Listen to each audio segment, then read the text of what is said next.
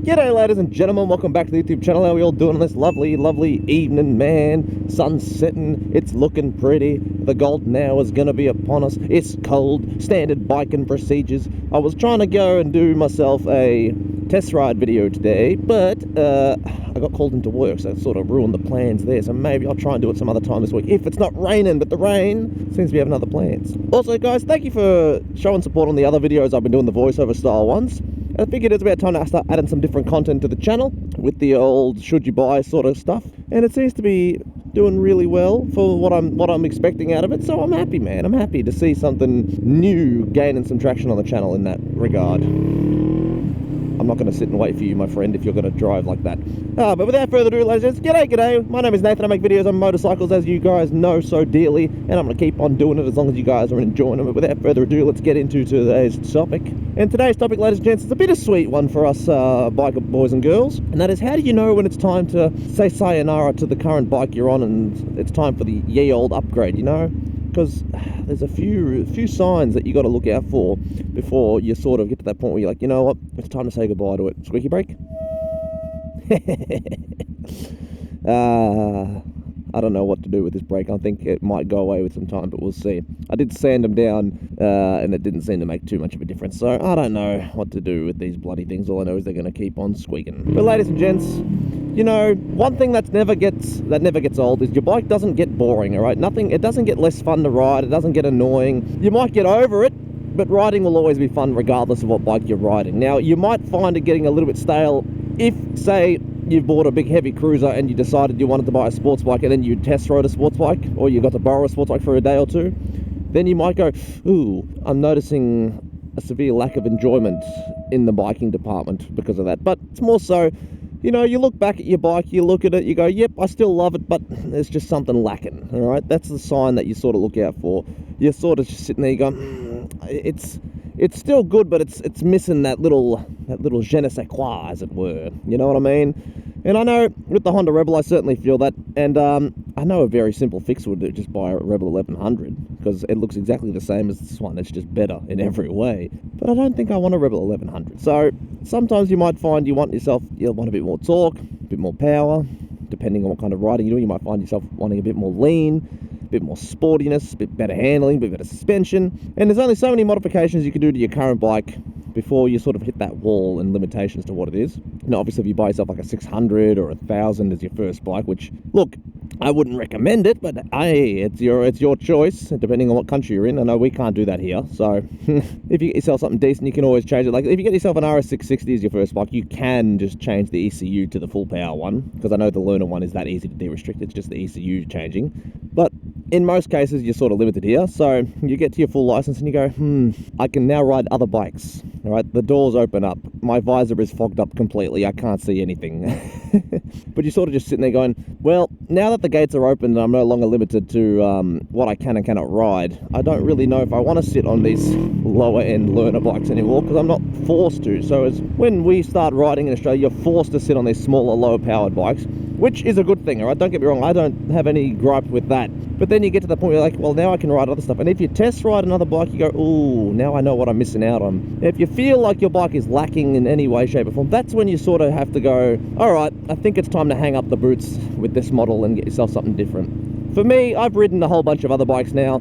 I've ridden sports bikes, I've ridden cruiser bikes, and I always said I'd probably go for a naked next, because I like the sportier sort of rides when I go. But now that like I said many times, I ride alone a lot, and I'm completely fine with a bike that's just calm and casual and cruisy. If I rode with all my mates, I'd probably long for that naked bike more so, but now that I don't do that, and I'm just alone all the time, a cruiser bike is more than enough for what I'm after, because even when I go out to the twisties by myself, I don't go hard when I'm alone. And I implore most of you do the same thing, because look, when you're riding alone and you go out to the twisties, and you shouldn't be sending it full speed anyway, because if you have an accident, you're going to be by yourself until someone comes and collects you, which is not how you want to be found in pieces on the road, you know what I mean? If you have a bad one, you'll be waiting by your lonesome for quite a while. And if you break your arms, making a phone call is going to be a little awkward, man. Now, I pray that none of that happens to either of you guys or girls or myself or friends, but you can never say never with these things, because you don't know, all right? Anything is possible in this day and age of reality, so I just try not to send it too hard when I'm by myself, because,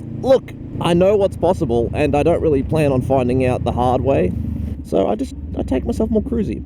So if you find yourself just sort of looking at your bike and going, I love you, but you're just not hitting that fancy anymore, like I am with my Rebel. It doesn't have the pull I want. It doesn't have the power that I want. Now, I don't need a 200 horsepower death machine. Like, I've ridden the R1, I loved it, but I have no need for an R1 besides being an influencer on the internet. So, like, I find them to be very photo-esque bikes. You don't need them in reality, because that's all they are. They're great for Instagram, great for track bikes, but as daily bikes, unnecessary. Now, look, I know that they're great, and I'm not going to stop anyone from wanting one, because I know that people choose to ride them all the time because they have good torque.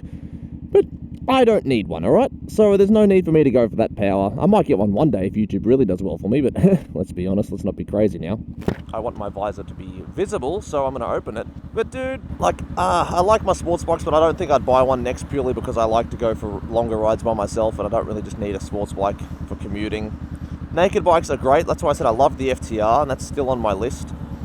The Indian Scout Bobber is just purely for aesthetics, because I think that bike is great. The Indian Chief, if I had money, I'd buy that. I know I said I didn't want a big, large, and in-charge cruiser, but ever since I rode the Harley, it sort of opened my eyes to how much fun those bikes are, and just having that mountain of torque it's addicting, man. It's addicting.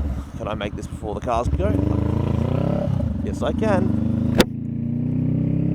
So that sort of changed my decision making when it came to wanting a big, large and in-charge cruiser. Now, the Indian Chief was a mid-sized cruiser by definition anyway. Yes, it's still 300 kilos or 304 kilos, but man, I don't know if you guys have ridden those 2-litre engines almost, or the 1.9-litre engines. They are a lot more fun than I thought they were. Now, yes, I know they don't rev out as much, but I don't find myself revving out the gears that much anyway, because well, for one, I can't do it legally anyway, so there's just no need to try and find a location to do it in. But two, oh, that slap in the face you get from the mountain of torque is just fantastic. Squeaky, squeaky, squeaky, squeaky, squeaky, squeaky, squeaky. So, for me, it's finding that little point where the bike is not hitting you in the way it was. You don't find yourself quite enjoying it as much as it did. Because look, the first time you hop on your bike, the first time, you're going to love it regardless of what it is, especially with your first bike. A bike is just enjoyable the first time you get one. But now that you've been riding for a few months or years, in my case, it's coming up on the 4th year now, so you're like, look, I know what she can do. I know the limits. I've reached every single one on this bike. I know how far she leans. I can scrape the pegs confidently.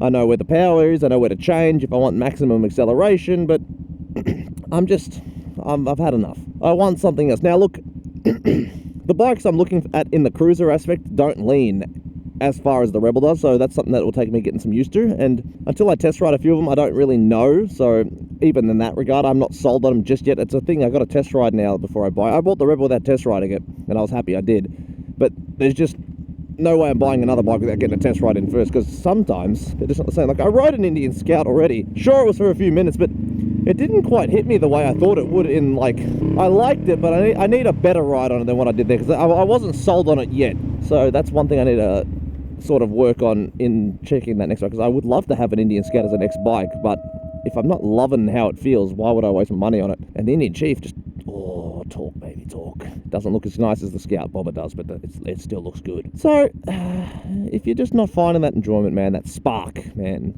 that's usually a good sign. Even if you say you bought a heavy cruiser and you find yourself riding more sporty like I was when I was riding people, you might go, it's time to get something else. Or a second bike if you have the money. Get yourself something more naked. That way, if you still like cruising, you can, but if you can still attack those corners when you want to. That's something you need to do. It's a big part of the beginning part of the riding is really finding out what kind of riding you do as well, because obviously your first bike, you buy it based on what you think you want to do, whereas your second bike is based on what you know you do now and how you ride and what you know you need in a motorcycle, which of course you can't ever know on your first go, because it's just the way it works. Because how do you know until you know? That's exactly right. So I didn't know I wanted a naked bike until I rode with people, but now that I don't ride people, I don't really need one. In the future, I'd love to buy one as a secondary bike, or even a sports bike. I was going to say sportier bike, but then I gave up. It's like, I'd love to have an FTR, but I don't know if I want an FTR as my only bike, you know what I mean? That's why I'm happy with a big fat cruiser, because, man, most of my riding is just what I'm doing now. What you see is what you get. Golden hour is approached. I can take the missus on the back pretty comfortably on a big cruiser as opposed to like a naked bike, even though they still do commuting fine. Like an MT-09 is great with passengers, I'm not going to lie. But I can take the missus out for a nice cruise. I can go for a longer ride without struggling. It's going to have all the torque I need if I want to ride in a high gear and a lower speed, which is quite enjoyable, I'm not going to lie to you. So, I don't know, I'm still sort of in that boat of, oh my god, there's too many options. And now, because I've ridden so many bikes, you'd think that the decision would be easier, but no. It's not easier, in fact, it's harder. And, like, there's nothing wrong with a harder decision, but my god, this light's going to catch me, yep. It's like, your boy just wants to get a bike and be happy, but apparently I'm impossible to please. That's why I sort of want to get 2 bikes, but all in good time, good sir, all in good time. But yeah, you look at your bike, you go, I just wish you had a bit more. You know, that's usually the first points. I wish you had a bit more. And if you don't find a bike with a bit more, you're gonna have to go looking for one, because I look at the Honda Rebel. Yes, it does everything well, nothing perfect, and I know if I buy myself like a cruiser or something, it ain't gonna be any better in terms of high performance, but like, look man, it'll have the torque and the cruise, which is more so what I'm after. You don't know till you know, baby. Now, I know a lot of you guys in my audience have probably bought multiple bikes in your lifetimes, so I'd love to see you guys' comments down below. And what was it that made you realise it was time to change bikes? And don't say an accident, because of course it's time to buy a new bike after an accident. I'm talking, you had a bike and you decided, you know what, it's time for another one. What was the reasoning you found for you to do that? Because I know everyone's reasonings are different. For me, with the Rebel, it's just not giving me what I want out of it anymore. I want something a little bit more comfortable now, and honestly, even the naked bikes are a little bit more comfortable than the Honda Rebel is. I want something I can spend a bit more money into, because I know I can do it with the Rebel, but I'm not going to put any more money into this bike, because it's a bike that I know I want to get rid of. Whereas the next bike, I'm happy to put a bit of money into the seats and this, that, the other, and the customizations. You know what I mean? But what was it that made you change your mind on that bike? Because everybody buys a bike thinking it's the best thing since sliced bread, but then of course life happens and then you change your decision later on. So I got to find out what your reasonings are, good sirs and girls. But without further ado, ladies and gents, that is all I have time for today. Leave a comment down below. The Discord link is in the description. Come give us a join, come join in the chat and whatnot, because there's plenty of people in there. I think we've got over 250 members or something now in the Discord. It's growing nicely. But otherwise, take it easy, keep it cheesy. You know I love you, but it's time to go. So have a good one. Peace. Bye!